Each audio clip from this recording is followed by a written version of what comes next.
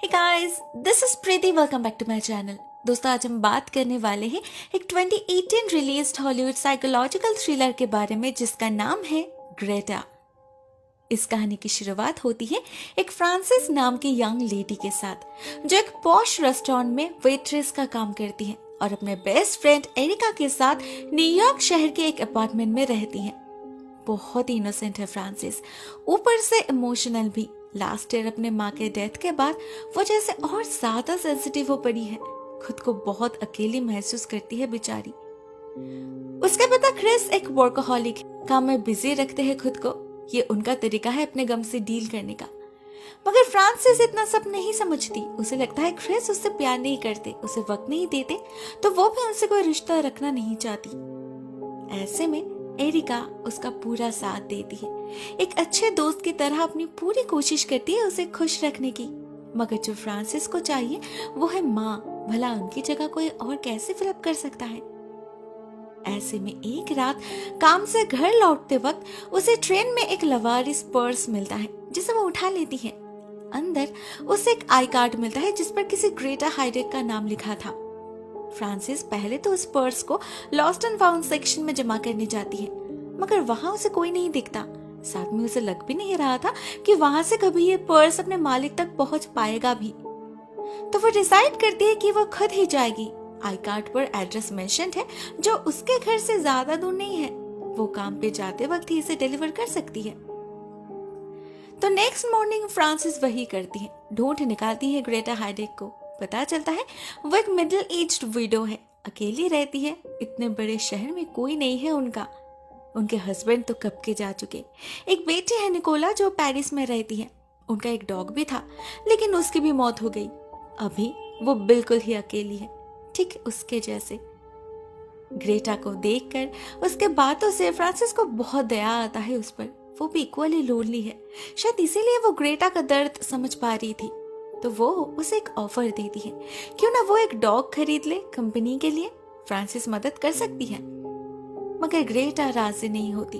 वो रेडी नहीं थी, लेकिन वो फ्रांसिस का फोन नंबर रख लेती है अगर कभी उसका मन हुआ तो उसे कांटेक्ट करने के लिए। उन्हें फोन यूज करना तक ठीक से नहीं आता था, इसीलिए फ्रांसिस खुद ही अपना नंबर सेव कर देती है उनके फोन में। उनके बातचीत के दौरान फ्रांसिस नोटिस करती है दीवार के उस तरफ से बहुत जोर जोर की आवाज आ रही है। ग्रेटा कहती है उनके पड़ोसी के घर में रेनोवेशन का काम चल रहा है। पूरा दिन ही ऐसे आवाज चलती रहती है। परेशान हो चुकी है वो तो। फ्रांसिस और उनका वक्त नहीं लेती, निकल जाती है एक बहुत ही अच्छा एक्सपीरियंस लेकर। ऑलरेडी उसके दिल में इस लेडी के लिए एक सॉफ्ट कॉर्नर ग्रो करने लगा था। तो उसी रात जब ग्रेटा उसे कॉल करती है ये बताने के लिए कि उन्होंने डॉग लेने का डिसाइड कर लिया है, फ्रांसिस बहुत खुश हो जाती है। अगले दिन ही उन्हें एक शेल्टर में ले जाती है और दोनों मिलकर एक मॉर्टन नाम के डॉग का सिलेक्शन करते हैं। फ्रांसिस को उनकी कंपनी पसंद आने लगी थी। कहीं ना कहीं उसे अपनी माँ नजर आने लगी थी ग्रेटा में। स्पेशली जब वो अपनी बेटी से फोन पर बात करती थी, उनके प्यार को देखकर फ्रांसिस और ज्यादा मिस करने लगी थी अपने माँ को। ग्रेटा उसके दिल के एग्जैक्टली उसी वर्ड को भर रही थी जिसके खाली होने से पिछले 1 साल से फ्रांसिस को इतनी तकलीफ हो रही थी। तो ऑब्वियसली अटैच्ड होने लगी थी वो ग्रेटा से। इवन फ्रांसिस तो उससे ये तक प्रॉमिस करती है कि वो उसे छोड़कर कहीं नहीं जाएगी।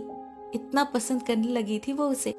मगर क्या ग्रेटा की फीलिंग्स भी सिमिलरली ऑनेस्ट थे? शायद नहीं। जैसे जैसे दिन गुजरने लगते हैं हमारे लिए एक बात क्लियर होने लगती है कि ग्रेटा फ्रांसिस के सामने खुद को जैसे प्रेजेंट करती है वो एक्चुअल में वैसे नहीं है। उसके पास लैपटॉप है, मॉडर्न गैजेट्स के बारे में वो काफी जानती है। इवन वो तो ऑनलाइन फ्रांसिस को स्टॉक भी करती है। उसके फ्रेंड के बारे में, उसके माँ के बारे में, उसके लाइफ के हर एक पहलू के बारे में डिटेल्स में पता है उसे। और फ्रांसिस के सामने वो ऐसा नाटक करती है ऐसे उसे नंबर तक सेव करना नहीं आता। मगर क्यों कर रही है वो ऐसा? उधर फ्रांसिस के बर्ताव से एरिका भी हैरान हो चुकी थी। वो ऑलमोस्ट हर दिन उनसे मिलने जाती थी, दोस्तों के प्लान्स कैंसिल करके उसके साथ वक्त बिताती थी। एरिका को पता था उसके अंदर क्या चल रहा है, मगर एक स्ट्रेंजर को अचानक से इतना इम्पोर्टेंस देना क्या ठीक है? फ्रांसिस को वो बहुत समझाती है, मगर फ्रांसिस उसकी एक नहीं सुनती। उस दिन उसे एरिका के साथ एक पार्टी में जाना था, जिसे वो फिर से कैंसिल कर देती है और ग्रेटा के घर चली जाती है। वहां उसे जो सुकून मिलता है वो पार्टी में नहीं मिल सकता। एरिका उन फीलिंग्स को समझ नहीं सकती। फ्रांसिस उसे समझाने की कोशिश भी नहीं करती। उसे देर जो हो रही थी, उधर ग्रेटा उसका इंतजार कर रही होगी। एक्चुअली फ्रांसिस उनके साथ एक मदरली बॉन्डिंग फील कर पाती है। जब वो दोनों एक साथ कोई स्पेशल डिश बनाते हैं और ग्रेटा उसकी तारीफ करती है, उसे ऐसा लगता है मानो उसकी माँ खुद उसकी तारीफ कर रही है। इसीलिए ही तो वो बार बार जाती है उनके पास। मगर इस बार जब वो उनके घर जाती है, कुछ अलग होता है। फ्रांसिस जब टेबल सजा रही थी, उसे कैंडल्स नहीं मिल रहे थे, तो वो इधर उधर ढूंढने लगती है और ठीक तभी उसे कुछ अजीब दिखता है। उसे दिखता है बहुत सारे एक जैसे पर्स, बिल्कुल वैसा ही जैसे एक पर्स को वो लौटाने आई थी। इवन उनमें चीजें भी एग्जैक्टली एक ही है और उन पर्स के साथ अलग अलग लड़कियों के नाम एंड फोन नंबर लिखा है, जिसमें से एक है फ्रांसिस का। इसका मतलब ग्रेटा इंटेंशनली उन्हें ट्रेन में छोड़ती है ताकि कोई उन्हें लौटाने आए। ऐसा कोई क्यों करेगा? डर और टेंशन में फ्रांसिस के हाथ पैर कांपने लग जाते हैं। वो कुछ भी खा नहीं पाती और तबीयत खराब होने का बहाना देकर घर लौटने की जिद करती है। मगर दरवाजा खोल पाए तब ना, ग्रेटा ने पहले से ही ताला लगा दिया था। फ्रांसिस डर जाती है। क्या वो कैद हो चुकी है? नहीं, ग्रेटा उसे नहीं रोकती। उस रात वो घर लौट पाती है, मगर ग्रेटा उसका पीछा करना भी बंद नहीं करती।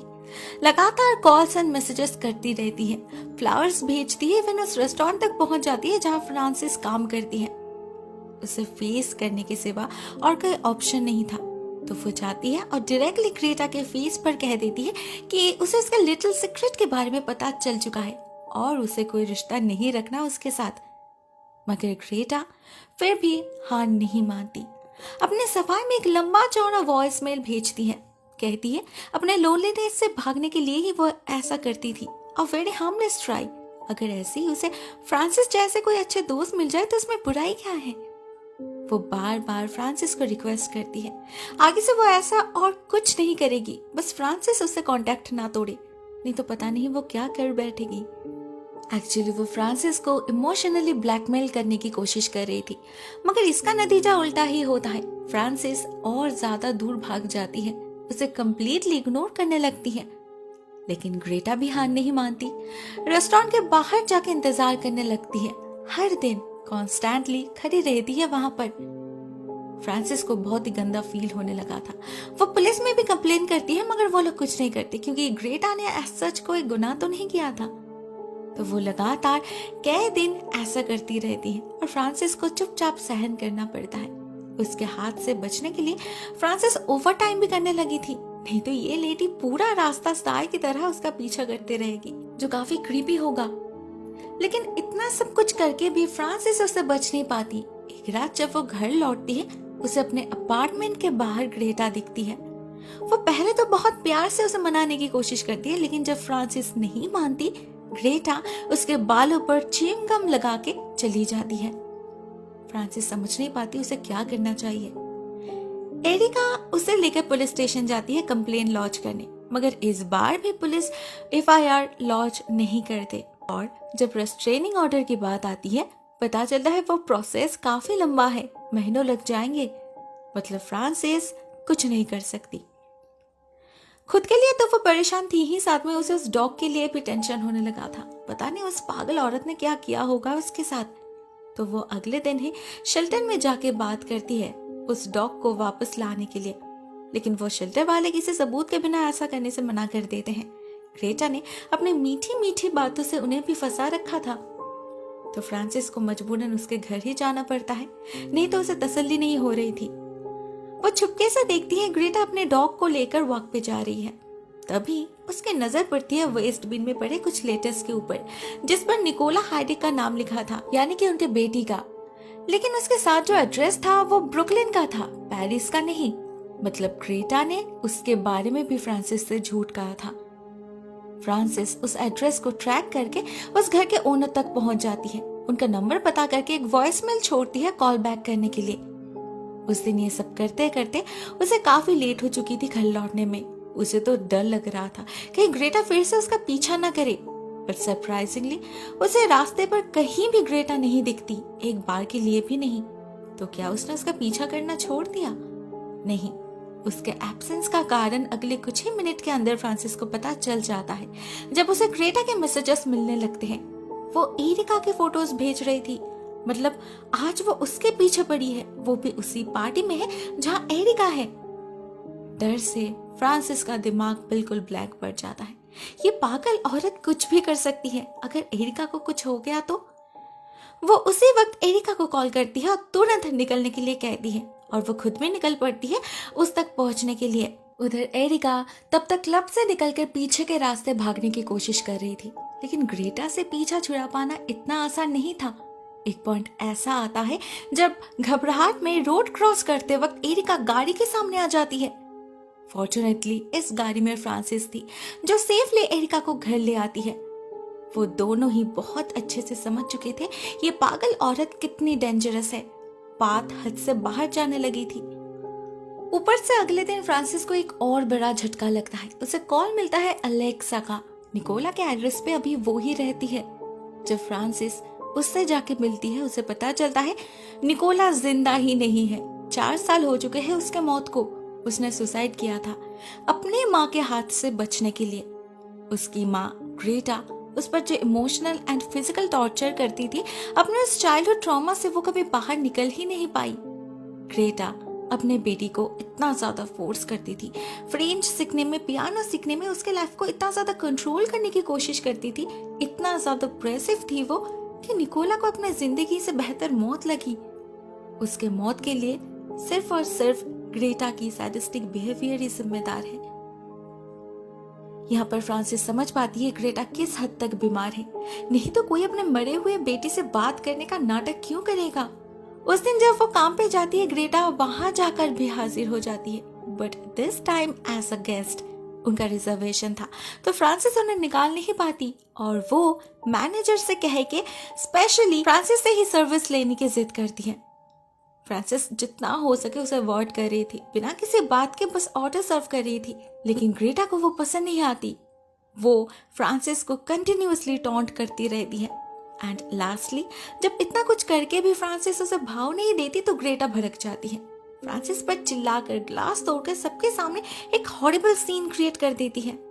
फॉर्चुनेटली इस बार पुलिस उसके बातों पर यकीन कर लेती है और ग्रेटा को अरेस्ट कर लिया जाता है, मगर ज्यादा देर के लिए नहीं। अगले मॉर्निंग ही फ्रांसिस को खबर मिलती है कि उसे छोड़ दिया गया है। वो तो समझ ही नहीं पा रही थी उसे क्या करना चाहिए।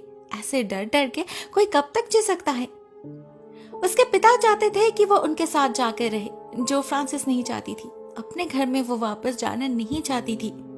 तो एरिका उसे एक आइडिया देती है। वो फ्रांसिस को उसके साथ जाने के लिए कहती है, किसी दूसरे शहर में कुछ दिनों के लिए। मतलब उन्हें यहाँ से भागना होगा ग्रेटा के डर से।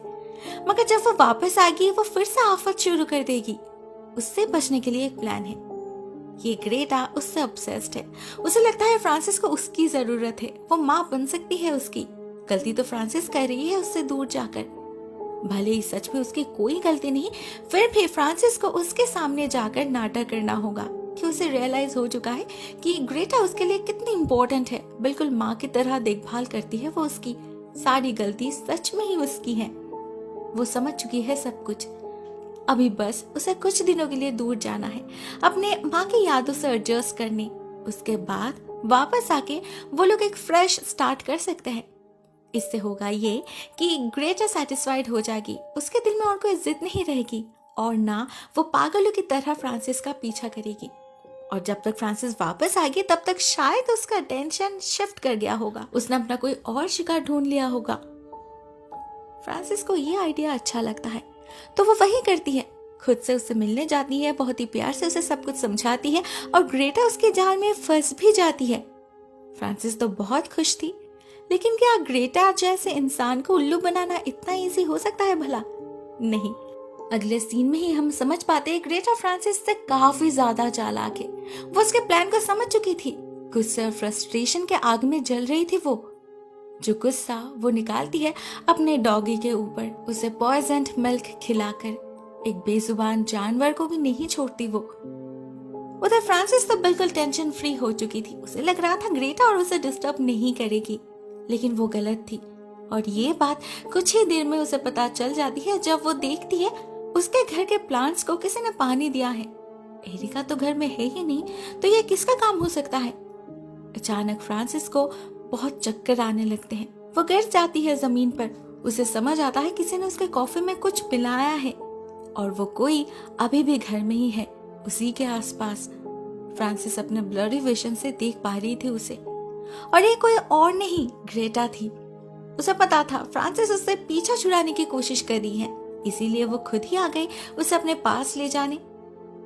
ग्रेटा दिन दिहाड़े उसे सिडेट करती है, उसके बाद उसे किडनैप करके अपने घर ले जाती है, मगर कोई कुछ शक नहीं करता।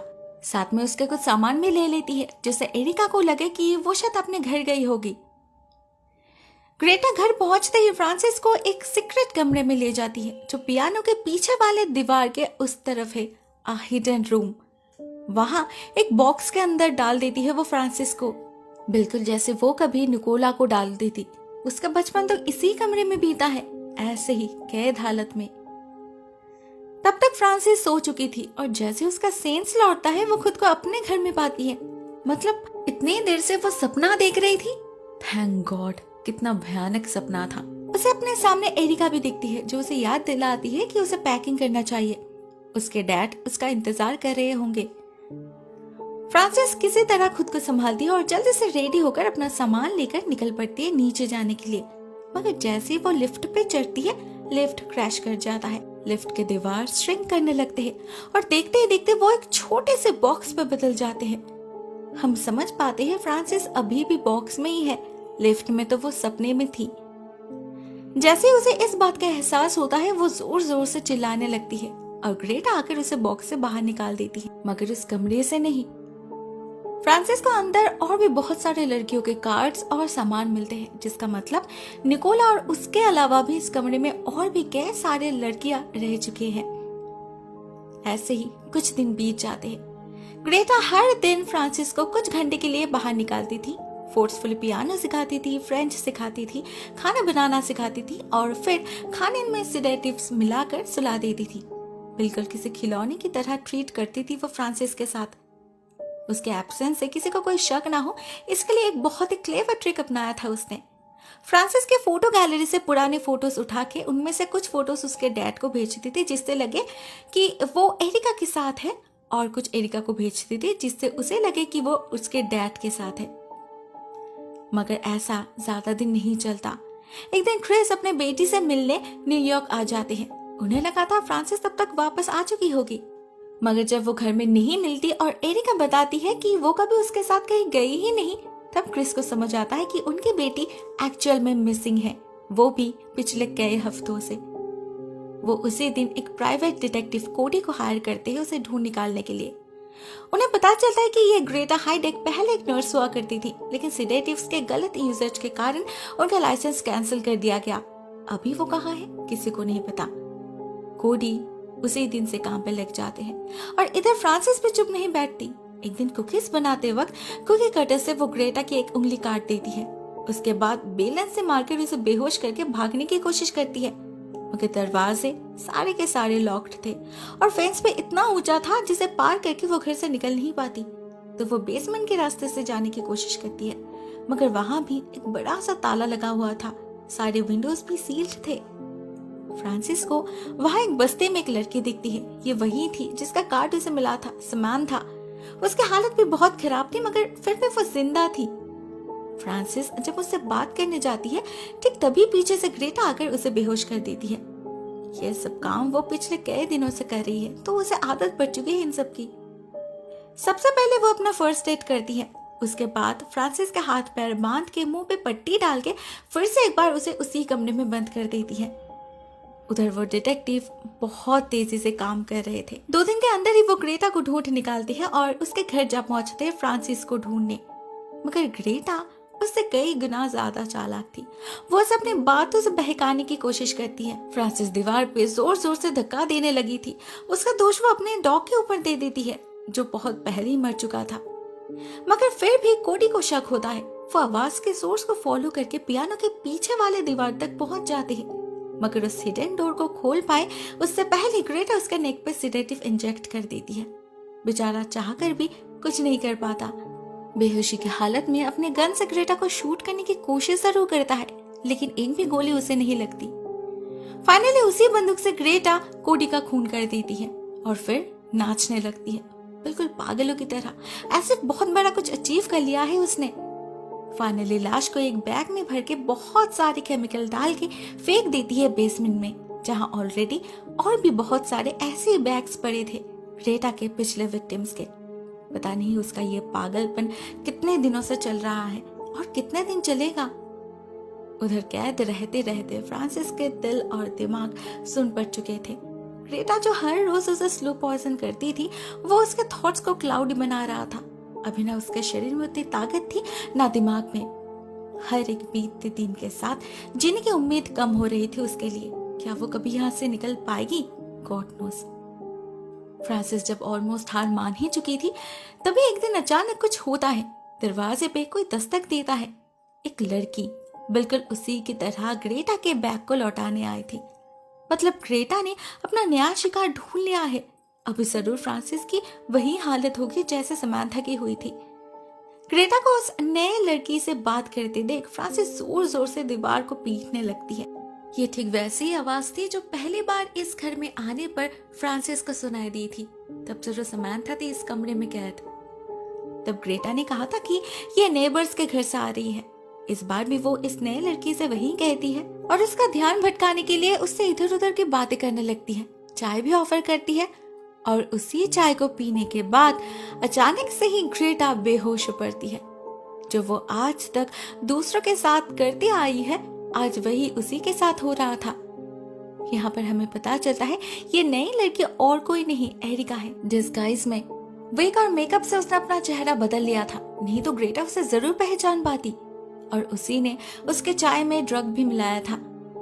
क्रिस की तरह वो भी पिछले कई दिनों से फ्रांसिस को ढूंढ रही है। हर दिन सबवेज एंड ट्रेन्स में चक्कर काटे ही उसने, तब जाके उसे ये ग्रीन लेदर बैग मिला है। उसे पता था यही उसे फ्रांसिस तक ले जाएगा। वो शिकार करने आई थी, शिकार बनने नहीं। इसलिए उसने पूरे प्रिपरेशन किया था। आते वक्त साथ में ड्रग्स लेकर आई थी जिससे ग्रेटा को उसी के जाल में फंसाया जाए। उसी के स्मार्टनेस के कारण ही आज ये ग्रेटा उसके सामने बेहोश पड़ी है।